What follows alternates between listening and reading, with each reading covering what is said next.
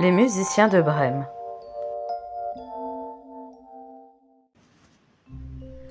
Un meunier possédait un âne qui, durant de longues années, avait inlassablement porté des sacs au moulin, mais dont les forces commençaient à décliner. Il devenait de plus en plus inapte au travail. Son maître songea à s'en débarrasser. L'âne se rendit compte qu'un vent défavorable commençait à souffler pour lui, et il s'enfuit. Il prit la route de Brême. Il pensait qu'il pourrait y devenir musicien au service de la municipalité. Sur son chemin, il rencontra un chien de chasse qui était couché là. Il gémissait comme quelqu'un qui a tant couru que la mort le guette. « Alors, Taillot, pourquoi jappes-tu comme ça ?» demanda l'âne. « Ah, dit le chien, parce que je suis vieux, parce que je m'alourdis chaque jour un peu plus, parce que je ne peux plus chasser, mon maître veut me tuer. Je me suis enfui, mais comment gagner mon pain maintenant ?»«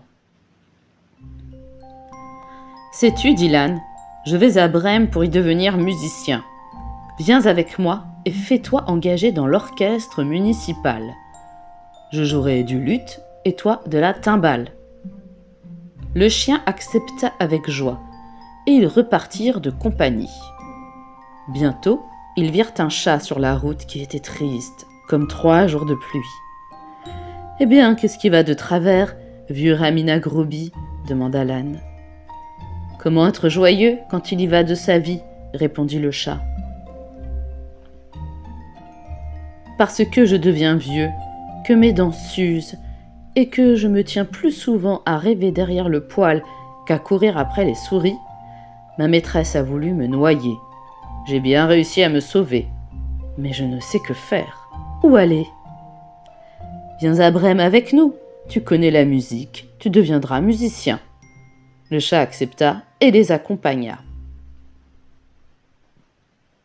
Les 3 fugitifs arrivèrent à une ferme.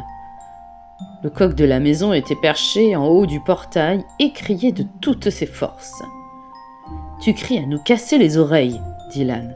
Que t'arrive-t-il donc ? » « J'ai annoncé le beau temps, répondit le coq, parce que c'est le jour où la Sainte Vierge lave la chemise de l'enfant Jésus et va la faire sécher.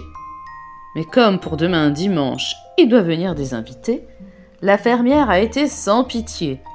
Elle a dit à la cuisinière qu'elle voulait me manger demain. Et c'est ce soir qu'on doit me couper le cou. Alors je crie à plein gosier pendant que je puis le faire encore.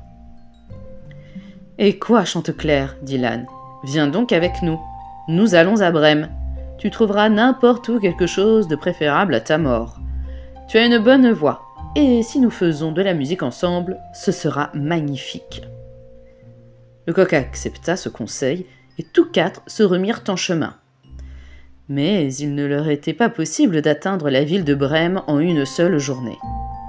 Le soir, ils arrivèrent près d'une forêt, où ils se décidèrent à passer la nuit.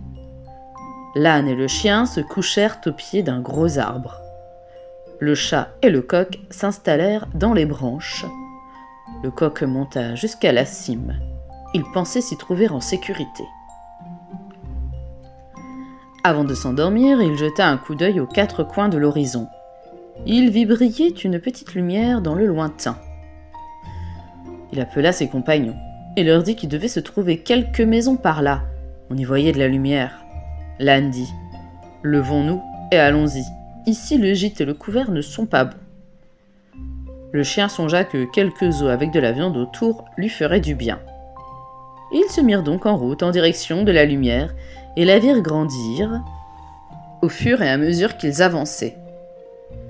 Finalement, ils arrivèrent devant une maison brillamment éclairée, qui était le repère d'une bande de voleurs. L'âne s'approcha de la fenêtre et regarda à l'intérieur. « Que vois-tu, Grison ?» demanda le coq. « Ce que je vois, » répondit l'âne, « une table servie, avec mets et boissons de bonne allure. Des voleurs y sont assis et sont en train de se régaler. »« Voilà ce qu'il nous faudrait, » repartit le coq. « Eh oui, dit l'âne, si seulement nous y étions. » Les 4 compagnons délibérèrent pour savoir comment ils s'y prendraient pour chasser les voleurs. Finalement, ils découvrirent le moyen. L'âne appuierait ses pattes de devant sur le bord de la fenêtre, le chien sauterait sur son dos et le chat par-dessus. Le coq se percherait sur la tête du chat. Quand ils se furent ainsi installés, à un signal donné, ils commencèrent leur musique. L'âne braillait, le chien aboyait, le chat miaulait et le coq chantait. Sur quoi ils bondirent par la fenêtre en faisant trembler les vitres. À ce concert inhabituel, les voleurs avaient sursauté. Ils crurent qu'un fantôme entrait dans la pièce, et, pris de panique, ils s'enfuirent dans la forêt. Nos 4 compagnons se mirent à table, se servirent de ce qui restait, et mangèrent comme s'ils allaient connaître un mois de famine. Quand les 4 musiciens eurent terminé, ils éteignirent la lumière, et chacun se choisit un endroit à sa convenance et du meilleur confort pour dormir. L'âne se coucha sur le fumier, le chien derrière la porte, le chat près du poêle, et le coq se percha au poulailler. Et comme ils étaient fatigués de leur long trajet, ils s'endormirent aussitôt. Quand minuit fut passé, les voleurs virent de loin que la lumière avait été éteinte dans la maison, et que tout y paraissait tranquille. Leur capitaine dit « Nous n'aurions pas dû nous laisser mettre à la porte comme ça. » Il ordonna à l'un de ses hommes d'aller inspecter la maison. L'éclaireur vit que tout était silencieux. Il entra à la cuisine pour allumer une lumière. Voyant les yeux du chat brillants comme des braises, il en approcha une allumette et voulut l'enflammer. Le chat ne comprit pas la plaisanterie et, crachant et griffant, lui sauta au visage. L'homme fut saisi de terreur. Il se sauva et voulut sortir par la porte de derrière. Le chien qui était allongé là bondit et lui mordit les jambes.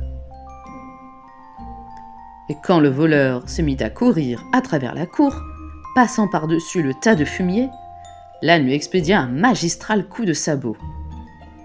Le coq, que ce vacarme avait réveillé, et mis en alerte, cria du haut de son perchoir. « Cocorico !» Le voleur s'enfuit aussi vite qu'il le pouvait vers ses camarades, et dit au capitaine « Il y a dans la maison une affreuse sorcière qui a soufflé sur moi et m'a griffé le visage de ses longs doigts. Devant la porte, il y avait un homme avec un couteau, il m'a blessé aux jambes. Dans la cour, il y a un monstre noir, il m'a frappé avec une massue de bois. Et sur le toit, il y avait un juge de paix qui criait « Qu'on m'amène le coquin !» J'ai fait ce que j'ai pu pour m'enfuir. À partir de ce moment-là, les voleurs n'osèrent plus retourner à la maison. Quant aux 4 musiciens de Brême, ils s'y plurent tant qu'ils y restèrent. Le dernier qui me l'a raconté en fait encore des gorges chaudes.